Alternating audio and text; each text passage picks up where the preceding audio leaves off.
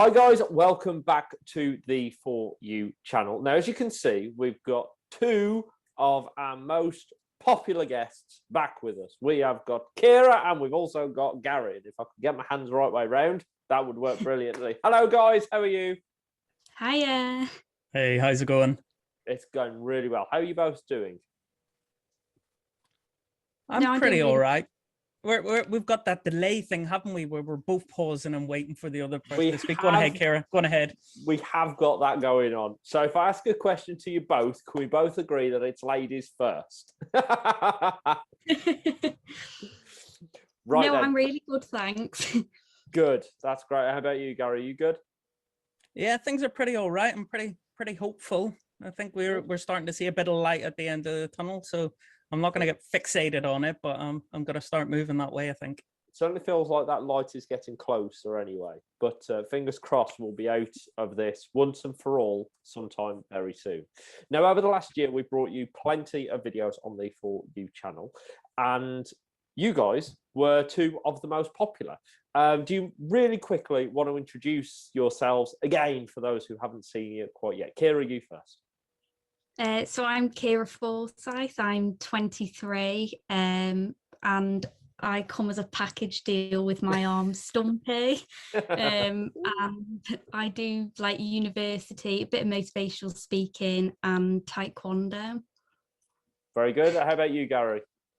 Nice. So my name's Gary. Don't let the numbers of views kind of elude you into a false sense of security. I'd say 99% of those are my mum. So yeah, that's where all of my few numbers come from. My background's heavily influenced by my time in the armed forces. I spent 12 years in something called the Royal Artillery.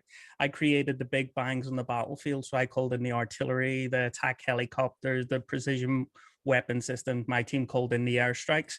I received a significant gallantry award back in 2010. I received it, and since then, my military career took a bit of a strange pathway where I suffered a bit of a life-changing injury, transferred out in the civilian world, and now I work with teams and organizations that are trying to improve their performance. So a little bit about me. Fantastic. That's great. So, guys, let's jump into it straight away. Kiara, let's talk about Stumpy, and Gary, let's talk about your injuries, because both of you have sustained some life-changing events and injuries in your life. So, Kiara, what happened to you to give you Stumpy? So I walked my dog in 2012. It chased a squirrel and took me along with it. I broke my wrist and found out I've got a really rare autoimmune disease called CRPS, or complex regional pain syndrome. I had that for about 7 years, and then March 2019, I'd done every medical trial going. I fancied sleeping again, so I opted to lose a limb. And yeah, it was the best thing I ever did. I lost weight just before the summer, and now I sleep like a dream. just the story there. I was walking my dog, it chased a squirrel, skipped forward a few years. I had my arm removed. It was the best thing I ever did. Never did I ever think I would interview somebody to give me that kind of story. Now then, Gary, tell us about your story here. Does it involve a dog running off with a squirrel? Can I just say, if anybody's writing a book and they decide to put Kira's story in it, I don't think it'll get past the publishers, will it? You know, they'll be like, this is not believable. This could never possibly happen. And I suppose mine's a little bit along those similar kind of lines. So highly decorated in the military, quite well performing, brushing through my career. I was teaching new 16 and 17-year-olds. I was up a hill in Scotland, and I was stood talking to one, and as I turned to talk to another one, I heard a loud crack. And I realized that the outside bone in my lower leg had completely splintered. And because it was just the single bone then left, all that weight was left on my back, and the leg just kept collapsing underneath me. So multiple fractures, never broken a bone before in my life, apart from fingers and knuckles. I can remember just being laid on a heap on the ground and thinking, this is quite a tasty break here. And yeah, I can remember being 6 weeks later, getting a cast off, looking at my leg and just thinking, this reminds me of something from The Walking Dead, you know, complete atrophy, no muscle no circulation, lots of big scars, and I just ended up going down that path of prescription medication to the point where I was diagnosed quite quickly, which is quite a surprise. Kiara, I had this amazing network around me, so I was diagnosed very quickly, but the prognosis was quite grim and quite bleak, and I had my mind then kind of switched across to that point of transferring out of the armed forces and getting away. So mine was very much in and around the management of the injury, the management of the reality, rather than this kind of drive to get rid of it, if that makes sense, as in get rid of the CRPS. That was I suppose that's the differences that we experienced on our rehabilitation. So let's have a look at your rehabilitation. Thank you both for sharing your stories, both equally fascinating, and I love the way you've described them. A tasty break, not usually something I'd describe to, you know, a leg injury or such, something I might use to, I don't know, describe a Kit Kat, but still. Let's talk about what happened after your injury, because both of you have obviously have gone through a series of recovery. Kiara, for you, that ultimately led to you deciding to have your lower arm amputated. Gary, you haven't chosen to do that, but I did hear that you were thinking about it at some point previously. I don't know if you still are. So Kiara, back over to you. What was your recovery like? So obviously I broke my wrist, had 6 weeks in a cast, and then my arm came out of a cast and they felt like it might be too soon, but they weren't sure, and then someone pulled my arm in school and it went straight back in a cast.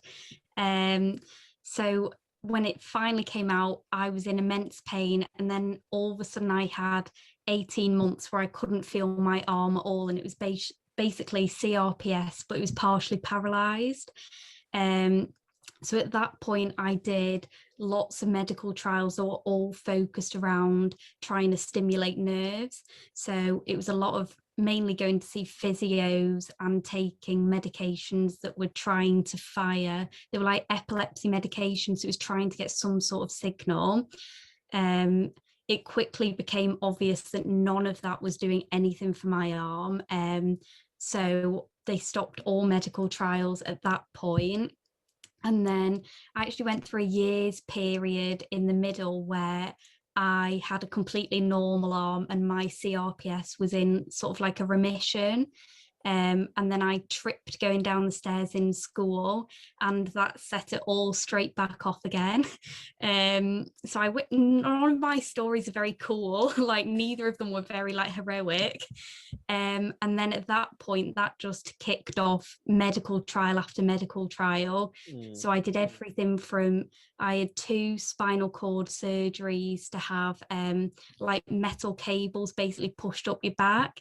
And then it attaches to a pack that goes on your hip and it sends like electronic signals. And that was an interesting operation because you can't have any anesthetic for that. And then I was on high levels of morphine every single day. And I think I've done pretty much every medication going for pain. I've done every physio thing. And it got to the point at the end, I think the only thing left for me to try was either ketamine infusions, which they didn't want to do because I was so young. And that my only other option was to raise money to go to Italy for a trial they were doing there that they wouldn't do in the UK. But I think I've got to have been on pretty much everything. Most of the medication just makes you out of it. I've done sleep hypnosis, acupuncture, like you name it, I've probably tried it for pain. Wow. So Gary, for you, were there some similarities there? Were there some familiarities in that story there? Yeah, quite a few. I would describe the initial part of my journey. So they recognized there was quite a bit wrong. They knew quite a bit about my background, and they realized that there was something wasn't kind of recovering. I can just remember being in a lot of pain but because I'd never broken a bone before, I thought this was normal. So I was going to physio every single day. I was getting manipulated. I was going into the swimming pool straight from the physio. And if I'm honest, the reason I was going into the pool was you just can't see tears in a pool. And I was in absolute agony. It was unreal. And I can remember kind of getting to the point where they turned around and they said, we're going to send you to a place called Headley Court. And Headley Court's quite infamous for taking in all of the Afghan, the Iraq injured war veterans. So I rocked up there, surrounded by amputees. And they basically took me into a room and they said, look, you've got something called complex regional pain syndrome. What we're going to do is rather than rehab, they were going to start prehab. They were going to start preparing me for the amputation. They were going to strengthen up the other leg. They were going to make sure that mentally I was in the right place to deal with what would essentially be an elective kind of amputation. And I was partnered up with somebody else who was in a very similar position to me. And between the pair of us, we kind of went through this journey together, just this constant cycle of prehab, 3 weeks at a time, intensive kind of training, sent away for 3 weeks, and then you come back again. I went through 3 cycles of that. And we were starting to get to the point where we would have got transferred across to the kind of clinical side in order for the amputation. And they turned around to us and they said, we no longer do the amputation. We've got lots of research. We've got lots of indicative cases here where we've done amputations and it's not worked out for the benefit. And I can remember me and my pal kind of getting our heads together and saying, this goes against everything they've told us up to this point. And we knew they were telling us they'd had 10 people in and, 9 of them were experiencing great stuff. And whenever we turned around and pressed them and we said, look, tell us about those 10, they said 9 of them are now off their prosthetics. So the stump is now swelling. They've got CRPS in the stump. So not so much phantom limb pain, but CRPS actually manifesting itself in the stump. And they said, and the 10th one's coming in next week for us to assess him. And I was like, okay. And it was at that point where we kind of just looked at each other and we were like, maybe it is about management. So that changed very much from a recovery pathway to this management thing and trying to figure out what the new future was, what the new kind of lifestyle would need to be. So yeah, very, very different switch. Yeah. Like Kiara, lots of medication, anti-epileptic drugs, antidepressants, which are great for blocking brain synapses, so that those parts of the brain that are firing off and communicating with one another. The downsides there is one of them, it got labeled as the most devastating substance known to man for brain plasticity. So it's taken me about 100 attempts to remember that sentence. I have to learn things time and time again. My brain does not take stuff in on short-term memory. My wife, sometimes I think she uses it as a convenient excuse, but there is a constant grayness there. And like Kiara, I went for the spinal stimulator. Now for me it worked. It took my pain from a 10 out of 10 down to a 6, which whilst it still sounds a lot, the difference is quite significant. And it has its good times, it has its times where it doesn't work as well, but in the grand scheme of things, it's classed as an absolute success. And I continue to manage with a bit of medication. I use the stimulator from time to time, but my biggest thing that I do is distract myself. I keep my brain really, really busy. And if I think back to my treatment as well, Kiara, one of the things that people always told me was, you're not going to work again. They were kind of like, in my instance, they said you're going to get a military pension. Just find something that you think is fun, and stay at home and do that, and maybe take part in a few kind of charity events, and that genuinely was the level of expectations that they had. But I quickly found that if you sit dwelling on it, it had a huge impact on me. And the more time you have, the more you can think about this. So I am just Mr. Projects. I have something going on at all times, and keeping my mind busy. That has been the biggest pain. I won't say pain relief, but pain preventer that I have found throughout my recovery process. So if I get this right, Gary, your process that you were going through, right, you were being prepared almost, you were preparing yourself and having people around you prepare you for an amputation, whereas Kiara, you were going through all of these different processes to try and get back to a sense of normality. And then was it yourself that opted for amputation, or was it offered to you? What was the process for you? So CRPS, it's like amputation is a no zone. Like if you talk to anyone with CRPS, go on any forum, any doctor, the first thing they'll say is you will never have an amputation for this, because it's such a risk. So because CRPS is to do with nerves in the brain and not the actual limb itself, I could lob my left arm off and then it can either spread up my arm, it can move to another arm for some people or another leg. Some people get it in like random organs and things like that. So I was never, the only time I was ever actually offered an amputation was when it was numb, because at that point it was such a hazard for like breaking it. And at that point they were like, she's too young anyway, we won't look at it. But the NHS perspective was very much, we will give you absolutely anything we can, and if you mentioned amputation it was like, oh no, like you were sat down very quick and told that's not going to happen for you. So I fought for a good few years really for an amputation, and it even got to the point that I'd done every medical trial that the UK did, and I still had to wait a whole year to prove that I had thought about an amputation for an entire year before I was allowed to go ahead. And then it's very intense seeing psychologists and things like that to check you're not just after a lobbed off limb really. So it was a big fight for me. So when I heard Gary's story, and it was very much like the first thing they thought of was amputation, it was the complete reverse for me. And Gary, hearing Keira's story now and reflecting on it, how do you feel about, because that decision was almost taken away from you, wasn't it? You were presented with a new set of facts right at the very end of it, and it was almost we're not going to do this, decision made, case closed. How do you feel about that now? Yeah, so me and my pal who I was kind of partnered with, we've got a very dark sense of humor, and he looked at me afterwards and he kind of said, I'll do yours if you do mine. And you know, that was the kind of mindset that we had at the time. And it's quite a reoccurring theme. You know, lots of people are that desperate with the pain that they would quite happily take it off themselves. And I can remember being there, and it's very clinical. They look at functionality, Tim, and what's functional for one person is not functional for another, and that's my thought on it.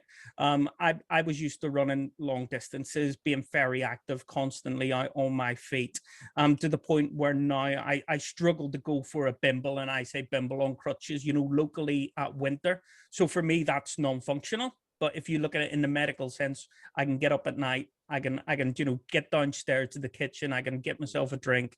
You know, I can do all of those kind of really basic things. I can stand up in a shower, and to them, that's functional. But I think my perspective and my wife's perspective is that's not functional. And we've always had this kind of noise in the background. And thinking about it long and hard, what we're currently at the place where we think of, look, even if it does get taken off, what changes? I'll use a crutch, or I'll use a stick at nighttime. You know, if I need to go downstairs, I'll maybe go downstairs on my backside. And I've done that for the best part of 18 months already. You know, I'm well used to that there. And we're pretty much at the stage now where we're thinking that there's not a lot to lose. There really is not a lot to lose, and there's an awful lot to gain. And I feel like picking up the dice and giving it a bit of a roll. So we just need to make sure everything's in place. I have a bit of noise on me at the minute about doing it whenever COVID's around, because what I don't want to do is for it to happen, there to be complications, and then suddenly, you know, you're having an impact on an NHS that's pretty much at capacity already. So I want to make sure our timing is right. But I think it's something that we're really going to explore in the future.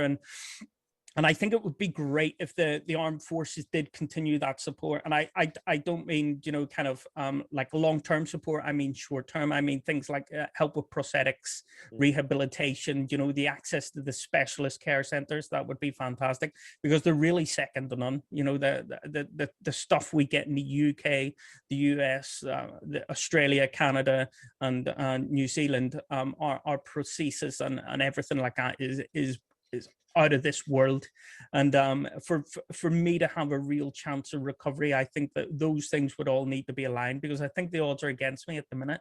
And I'd just like to make sure that I'm stacking the odds as much as I can. But everything, even if they do take the leg off, all of the stages that they would go through, like Kiara mentioned earlier on, all of the pain prescription, all of those different elements, I've already got them wired into me. I'm already on the medication.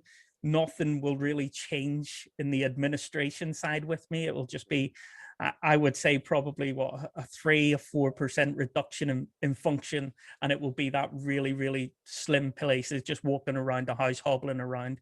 That'll be the only real impact.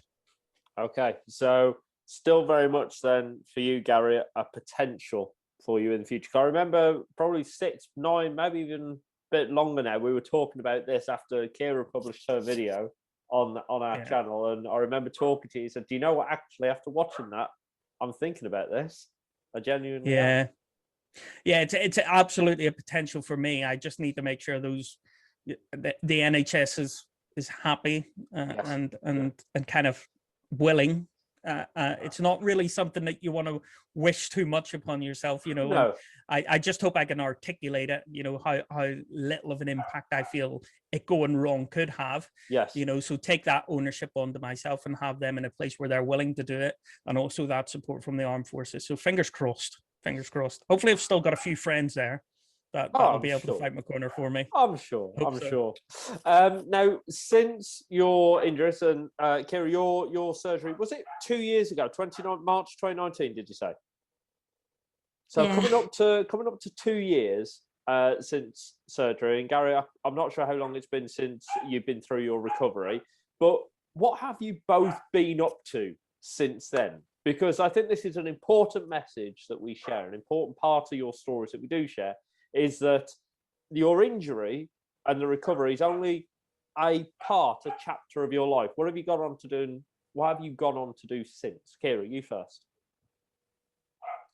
So at the moment, I'm completing a university degree in sustainable business and environmental management. So I do that with the Open University to sort of fit it around everything else.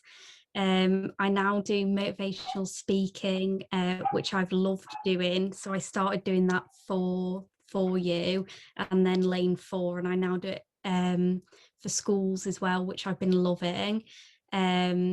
And just teaching about disability in sport, girls in sport, and sort of getting rid of the stigmas around both of those things. And then I do retail at the weekend, so I'm a star bag packer, which I think is the most exciting part of my life, really. And then just like to fit it all in round that, I also do taekwondo. So my big aim in life is to try and get to Paris 2024 Paralympics, which would be amazing. So I train 5 days a week for that, which I'm loving. And then in October of this year, October last year, I had a second amputation. So Stumpy lost another 2 centimeters, so that's kept me quite busy over lockdown. So he's a bit shorter now. So I've just been sort of getting back into everything after that. So I like to fit a lot in, really. I was going to say, you sound a bit like Gary here, keeping yourself busy with all these projects. I had no idea that you'd been in for a second amputation. I mean, I'm assuming they can't just keep going indefinitely. You know, they start coming up here, and you're like, hang on a second. Gary, what have you been up to?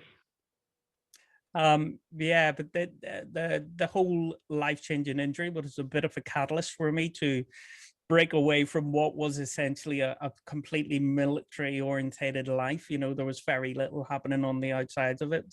So after the injury, I actually got involved with the Invictus Games. I performed quite well at it, and it created a bit of motivation for me. And that was the period where I realized keeping yourself busy, keeping that brain active, it was the best medicine that I could find.